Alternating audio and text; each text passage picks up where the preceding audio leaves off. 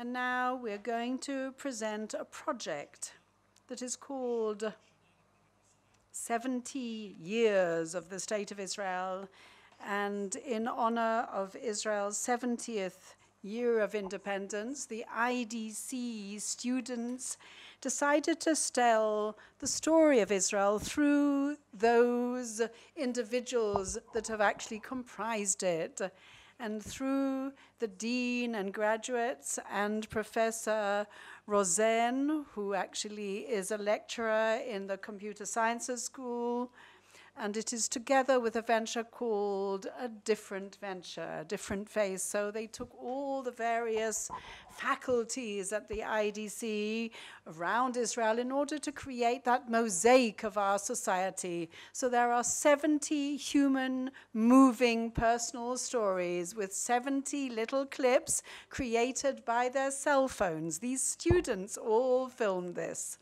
I would like to invite Professor Alon Rosen from the Arazi Computer Sciences School in order to present 70 Faces of Israel.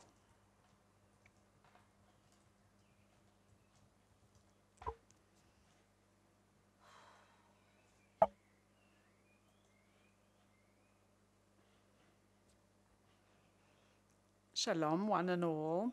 I perhaps am going to reiterate somewhat what Jonathan Davis actually said. He stole my thunder. The project of 70 Faces was our project honoring 70 years since the inception of the State of Israel. Adi Kol, the Dean of Students, it was her initiative, and Daniel Nathanson, a documentary director, directed the whole film, and it enabled a peep, an independent peep, perhaps, into the lives of Israel's society. So we sent our students with kits with their cellular phones, plus special microphones, special kits that they'd be able to film and interview various people that make up this social mosaic of the State of Israel. So they interviewed them, and we're going to show you a little bit in a moment. We had 4 main objectives. The first one is to create an encounter of the students and population groups that are not so accessible to them normally, and to give them a platform, because these are voices we don't necessarily hear in Israeli society. They're not part of the social networks, and they're not actually exposed to the various media sources. So we wanted to tell their personal stories, and of course we're using the internet platform, which in this situation is perfectly suited for that.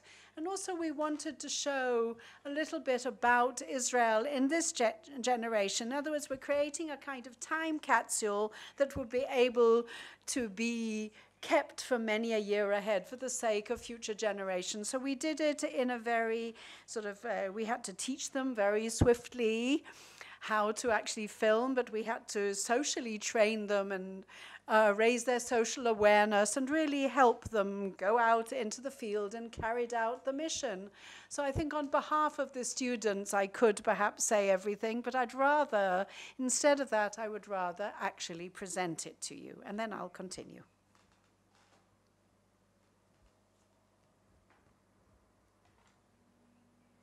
We're going to see Gilad today. And Monica, she's a cultural consul. It's a very special project. We learn how to film and speak to people, interview them, really suddenly open our minds to new world views and other views. It's fascinating. In my eyes, he's a great man, and it was a wonderful experience to actually experience him from close quarters. Just put me wherever I am. This is my state, my country, and it's not something self-evident to look upon life in such a way. And it was fascinating to hear these stories. These are interesting people. I've got to extricate myself from my little comfort zone.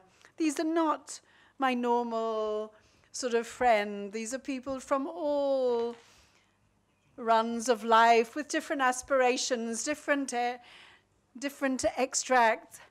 And I think someone who says to me that the day he made his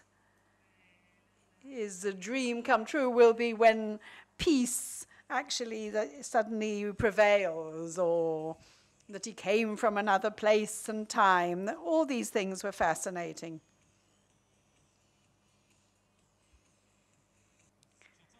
So when we embarked on our journey, Adi and I had many a fear and sort of trepidation. We weren't sure that from a technical point of view we would succeed. We weren't even sure we'd be able to actually harness the students' interest so that they would want to join the ranks. And I'm delighted now in hindsight to say that yes, there was no reason to fear. The students were delighted to join us, and there were so many people were volunteered to participate and join us, and all the people actually opened their hearts, welcomed us into their homes and told their stories. And simply we put people sort of in front of a camera and turned on the microphone and the camera, and people started to talk, and the most amazing things emanated from their mouths. I think that the reactions of the students were usually very enthusiastic.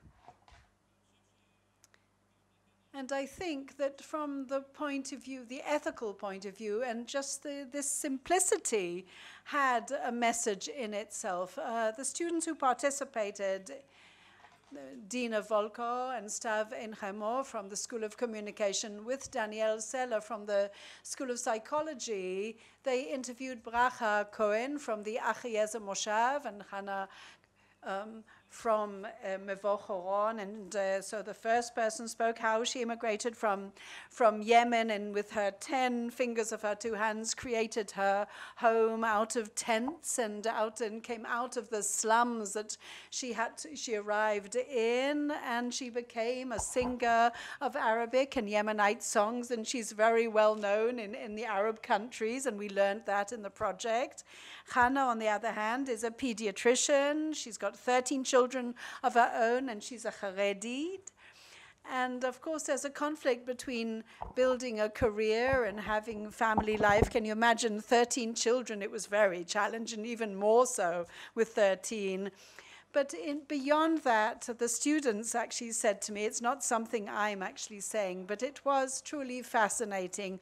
Uriel Sabach, who came on his own at the age of 20 from Uruguay through the Betar movement, and through the project, he felt that he had become more moderate in his views, and General Pancho was interviewed by him, and she came as a lone soldier. And she said how hard it was to become immersed in Israeli society. And he said it truly changed his whole opinion. By the way, he was one of my students in computer sciences. And Mr. Zvuluni went to Kfar Edomim. And he met people that he'd never met before, and he'd never been in those areas before. That can only happen in Israel.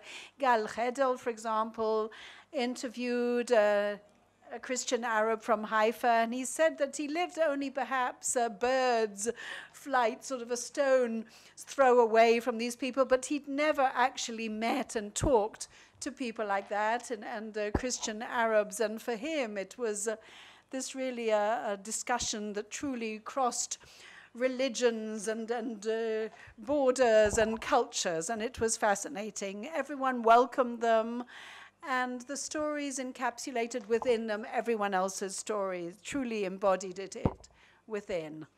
I think these 70 films we uploaded to an internet site. If you go into Google, you can search it. And 10 out of the 70 films will be screened during the days of the conference with subtitles.